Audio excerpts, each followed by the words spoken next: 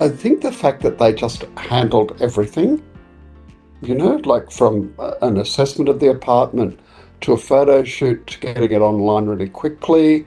Um, the management of our, because with short-term rental now, with the changes in the state regulations, there's this crazy quota system where you have to have so many days, under 3 weeks, so many days, and they manage that really well.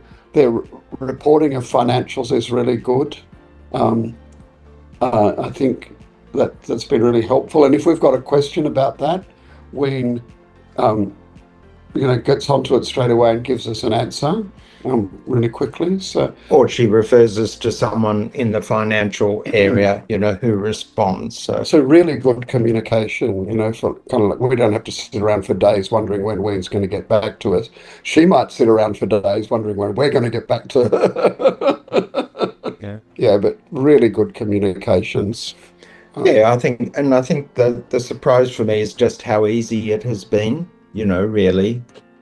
That we have just sat back and wait for the statement or the money to come in each month, and if there's no issues, then it just rolls along hassle free, and And we could never manage the property ourselves for the cost that it is. The management fee that it is to Hometime is so reasonable for us, given that we're at a distance.